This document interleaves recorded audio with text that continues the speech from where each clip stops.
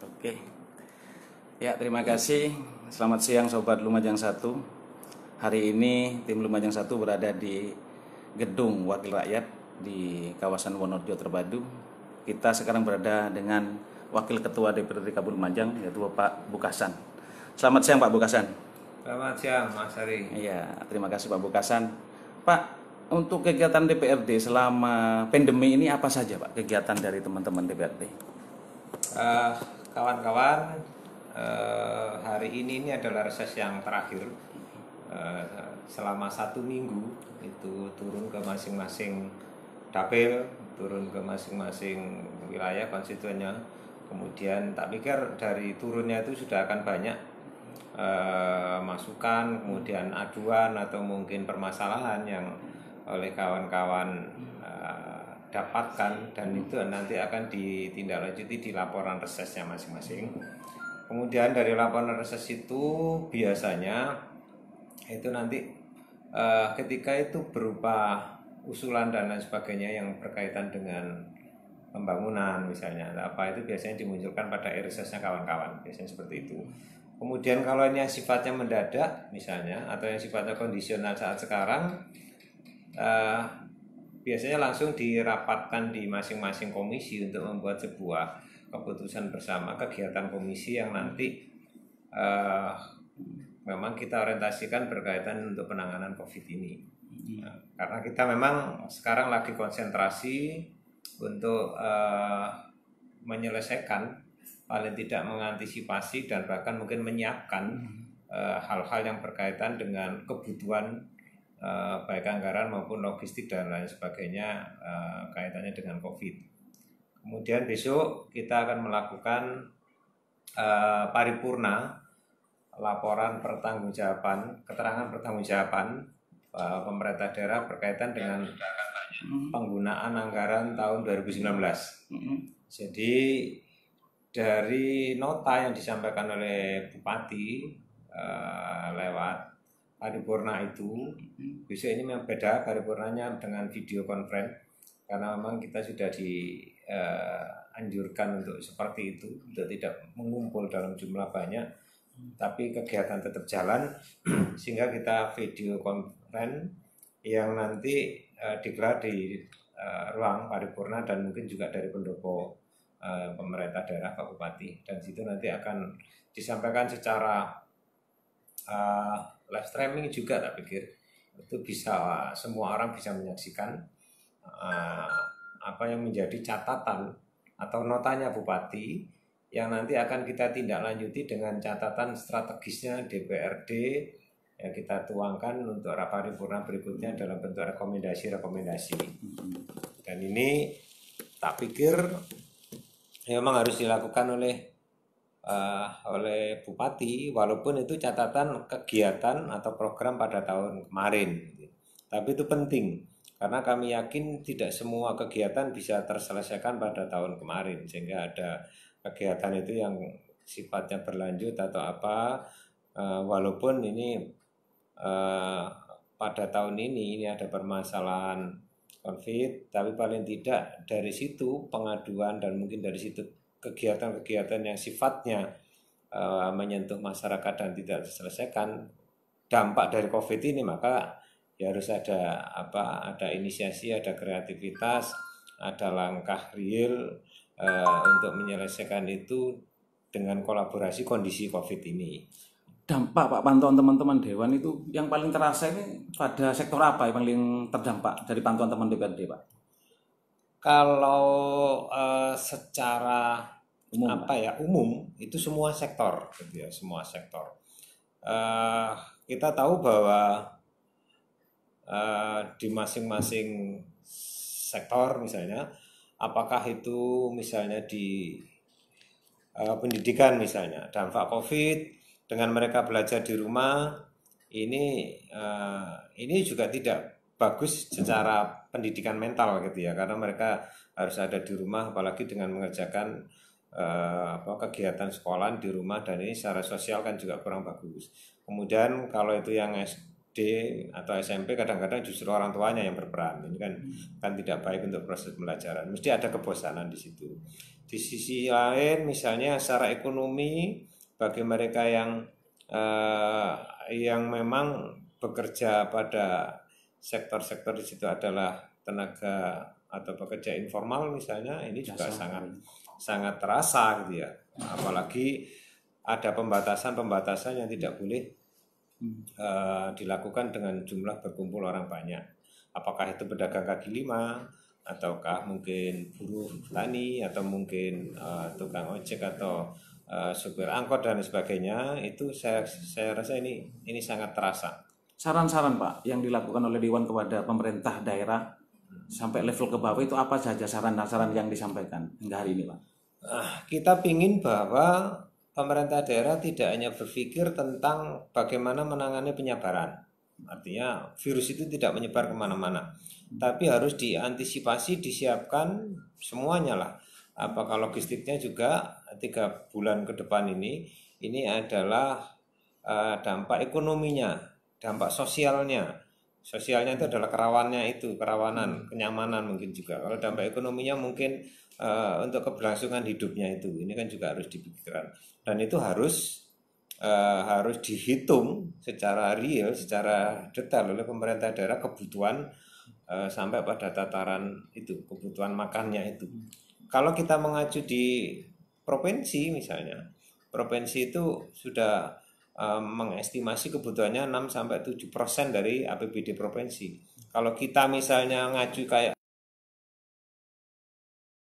APBD kita 125 miliar itu harus digunakan untuk mengatasi dampak corona ini. Hingga hari ini dilakukan oleh pemerintah udah maksimal atau seperti apa? Pemerintah daerah dan jajaran samping atau seperti apa? Seperti apa Pak? Saya belum secara maksimal melihat upaya itu.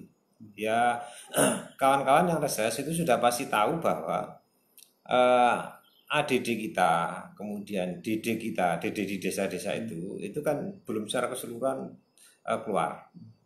Ini apakah terkendala secara administrasi dan lain sebagainya? Kalau urusan administrasi kan urusan pemerintah daerah, karena itu memang sudah kewajibannya untuk menyelesaikan itu. Kalau ini misalnya sudah bisa keluar misalnya, atau ini sudah paling tidak sudah 50%-nya keluar ADD dan DD ini, saya pikir proses penanganan bisa sampai turun ke level desa. Tapi di desa-desa karena terkendala ini akhirnya tidak bisa penyemprotan, kemudian pembagian masker, kemudian hand sanitizer itu. Ini kan tidak semua desa melakukan itu. Ini pada konteks menangani gitu ya, menangani. Kemudian pada konteks pemerintahan daerah sendiri menyediakan anggaran yang kemarin 13,2 miliar. Ini saya pikir ini sangat kecil sekali. Walaupun itu itu hanya untuk kebutuhan yang selevel untuk APD, logistik dan lain sebagainya di 4 OPD rumah sakit itu ya, BPBD dan dinas kesehatan, rumah sakitnya 2. Itu kecil gitu. Kalau menurut kami yang ada di lembaga ini sangat kecil. Kalau perubahan anggaran, ada nggak diajukan waktu untuk melakukan perubahan anggaran, pergeseran anggaran seperti apa untuk melakukan ini? Besok kita tadi sudah sepakat pimpinan untuk menyurati pemerintah daerah, karena kita ingin tahu secara makro pergeseran atau pengalihan, bukan pengalihan tapi anggaran-anggaran yang digunakan untuk penanganan COVID ini kira-kira diambilkan dari mana yang digeser, kemudian penyesuaian dan lain sebagainya, karena kita memang sudah ingin ada refocusing pada kegiatan COVID, kondisi COVID ini. Dan ini baru besok kita akan rapat dengan tim dan badan anggaran setelah paripurna itu, dan dari situ nanti mesti akan kita tahu. Kasih gambaran Pak, saran-saran yang untuk penanganan COVID ini yang disampaikan berarti apa gambaran besarnya? Apa langkah-langkah yang perlu dilakukan Pak? Kita ingin bahwa anjuran pemerintah pusat misalnya bagaimana menangani para UMKM itu yang mengalami kendala di kreditnya itu, OJK sudah mengeluarkan itu, Presiden sudah mengeluarkan surat itu, ini di full API pertama ya, di full API, sehingga tidak muncul di bawah itu seakan-akan misalnya ini masih belum tersosialisasi secara menyeluruh di bank-bank pemerintahan itu misalnya. Ada 9 kayaknya itu bank yang sudah sesuai dengan suratnya Presiden itu. Nah itu harus harus ditindaklanjuti di situ. Kemudian sosialisasi yang kedua yang disampaikan kepada para peminjam itu, ini juga harus disampaikan bahwa untuk bisa pengajuan misalnya penundaan kredit dan lain sebagainya itu memang harus yang bersangkutan mengajukan. Nah, kalau misalnya selama ini tidak disosialisasikan, dianggap lembaga proaktif untuk menyelesaikan itu, tak pikir karena per individu, ya ini mestinya individu yang datang ke koperasi atau ke bank-bank itu. Itu yang pertama. Yang kedua, hitung gitu ya. Hitung anggaran untuk COVID ini sampai pada dampak sosial dan dampak ekonominya, kira-kira dibutuhkan anggaran berapa. Kemudian rigid. Kita masih belum tahu apakah sampai Lebaran misalnya itu COVID ini misalnya sudah selesai. Kalau itu tidak selesai berarti 3 bulan ini harus dihitung anggaran itu untuk kebutuhan itu. Yang ketiga, maklumat, kemudian edaran surat dari Mendagri, surat edaran surat bersama gitu ya, surat bersama dari 3 kementerian itu, ini harus benar-benar dilaksanakan karena itu tujuannya adalah untuk menyelesaikan kasus itu.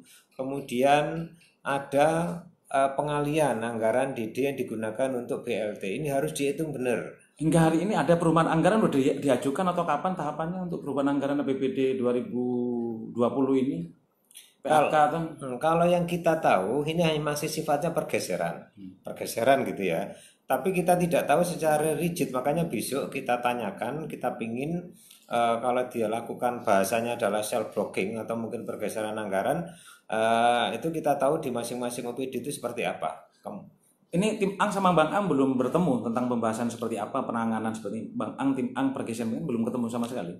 Kalau dari rapat terbatas pimpinan DPRD kemudian dan pimpinan-pimpinan komisi itu pernah ketemu dengan pemerintah daerah. Tapi secara formal tim anggaran dan badan anggaran untuk bertemu itu baru besok jam 12. Setelah sidang paripurna. Mau membahas terkait pergeseran-pergeseran apa saja yang paling banyak dibutuhkan gitu. Ya, kawan-kawan, berarti 13 miliar berapa itu terlalu kecil ya? Terlalu kecil. Itu hanya untuk menyelesaikan penyebarannya saja itu tak pikir sudah kecil. Apalagi mau ngomong dampak itu. Dampak ekonomi. Masyarakat ini sebenarnya butuh bantuan sembako apa duit sebenarnya? Ini kan ada dua, ada bantuan sembako, ada yang bantuan duit, ada yang 600.000 kerja dari perusahaan 600 kerja, ada sembako. Ini cocoknya seperti apa sebenarnya untuk menangani? Kalau saya mestinya ada kolaborasi ya, karena PKH itu dikasih duit, kemudian BLT itu rencana dikasih duit, kemudian yang bantuan pangan non tunai itu dikasih sembako, kemudian dari pemerintah daerah sendiri, kalau misalkan yang tidak tercover di 3 itu, di 2 itu, bantuan pangan non tunai dan BLT dan PKH, ini yang harus didata secara real. Pertama data yang tidak tercover itu, yang kedua data orang yang terdampak karena secara mendadak harus di PHK, kemudian harus pulang dari tempat kerja, ini harus didata juga. Nah, ini yang harus disiapkan karena dari pusat itu kan tidak boleh double anggarannya. Tidak boleh tumpang tindih. Sampai saat ini pemerintah belum ada proaktif seperti apa pendataan modelnya, belum ada ya. Nah, ini belum. Entah bentukan bantuan barang atau duit belum paham juga ya. Belum. Kalau misalnya yang KK yang misalnya tidak terdaftar di PKH dan bantuan pangan non tunai itu, ini yang dari pusat yang sudah akan dikasihkan 600 selama 3 bulan itu, 600.000 selama 3 bulan itu. Nah, ini yang mungkin perlu ditambahi dengan bantuan yang dari pemerintah daerah. Saya hanya melihat sembako yang dikeluarkan oleh pemerintah daerah. Besok habis sidang paripurna ini ketemu ya, baru ketemu ini ya untuk membahas seperti apa ya. Berarti kemarin hanya pergeseran 13 miliar hanya kebijakan dari seorang bupati, pemerintah daerah untuk menangani COVID secara preventif aja ya, APD atau aja ya. Iya. Dan itu pun saya rasa masih kurang lah. Maksudku untuk preventif APD itu belum ngomong itu. Dampak ekonominya belum ke sana. Kalau sudah ngomong dampak kesananya, ini yang harus dihitung secara detail. Makanya kita surati hari ini biar pemerintah daerah sudah sudah siap. Tidak hanya secara makro menyampaikan gambaran pergeseran itu, tapi sudah pada tataran teknisnya seperti apa. Gitu. Kalau melihat Pak Bukasan antara perbandingan Kabupaten Jawa Timur, Lumajang ini udah bagus nggak daripada 38 kabupaten kota di Jawa Timur dalam mengatasi COVID ini? Kalau melihat, Saya melihatnya ini kan tidak secara serentak ya dilakukan apa penanganan itu. Artinya eh, lebih cenderung kepada daerah kota misalnya. Kemudian di desa-desa kadang-kadang orang masih belum kenal corona itu, makanya kadang masker aja sudah tidak mau pakai, atau kadang-kadang enggak, katanya mungkin ya enggak nyampe desa lah coronanya. Tapi ini yang menurut kami yang harus sosialisasi ini oke yang Pak harus Bukasan, mungkin seperti itu gambaran di DPRD. Pesan Pak Bukasan untuk masyarakat dan pemerintah, kata terakhir atau kalimat pernyataan terakhir, apa pesan-pesan jenengan untuk masyarakat Lumajang dan pemerintah Lumajang untuk menangani COVID ini? Untuk masyarakat Lumajang, kami minta itu ya untuk selalu menggunakan masker setiap keluar dari rumah, karena masker ini bisa paling tidak membantu untuk membatasi penyebaran itu lewat hidung, mulut, dan mata. Kemudian yang kedua, warga yang ada di luar kota Lumajang untuk tidak mudik dulu. Tidak mudik dulu, kami tahu masyarakat sudah kangen sama keluarga untuk bersilaturahmi, karena itu memang tidak dilarang silaturahmi, tapi bagaimanapun juga kita tidak ingin bahwa karena adanya kegiatan itu maka proses penyebaran justru semakin meluas, karena di Jawa Timur hanya 3 kabupaten saja yang masih terbebas, yang lainnya adalah zona merah semuanya. Kemudian masyarakat juga tolong ini juga kami dibantu dikasih informasi berkaitan dengan penanganan yang dilakukan oleh pemerintah daerah, apakah itu melalui program PKH, kemudian bantuan pangan non tunai, ataukah mungkin BLT, atau mungkin program-program lainnya yang mau dikasih oleh pemerintah daerah. Kalau di situ misalkan masih ada masyarakat yang secara ekonomi misalnya butuh, ini kami mohon dibantu. Mungkin ada para kepala desa yang tidak mendata karena mungkin ini bukan orangnya, tidak suka misalnya kayak gitu, maka ini kami dikasih informasi kepada pemerintah daerah. Saya pikir dengan keterbatasan, apakah logistik, apakah dokter dan lain sebagainya, ini mohon ada kreativitas untuk menyelesaikan itu. Karena kalau dengan alibi keterbatasan logistik dan dokter dan lain sebagainya, tak pikir mungkin tidak bisa dijadikan satu keputusan bahwa itu adalah penyebabnya. Maka harus ada solusinya bagaimana? Ya sosialisasi, kemudian kegiatan-kegiatan secara preventif itu yang dilakukan secara serentak Kabupaten Lumajang. Tak pikir ini akan menyelesaikan untuk penyebaran virus itu. Kemudian bantuan-bantuan yang dari pemerintah pusat, provinsi, kemudian ini harus ada kolaborasi dan dihitung secara detail, dipastikan secara detail datanya itu biar tidak terjadi tumpang tindih anggaran yang diberikan itu.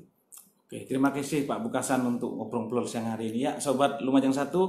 Itu pandangan dari bagaimana dari DPRD Kabupaten Lumajang untuk mengontrol pemerintah daerah dan mengajak masyarakat untuk peduli dan pencegahan COVID-19. Terima kasih Pak Bukasan. Ya, terima kasih. Ini di ruangannya Pak Bukasan. Saya ucapkan terima kasih Pak Bukasan. Sampai jumpa lagi nanti kalau kita ngobrol-ngobrol lagi besok mungkin setelah sidang paripurna. Saya ucapkan terima kasih. Wassalamualaikum warahmatullahi wabarakatuh.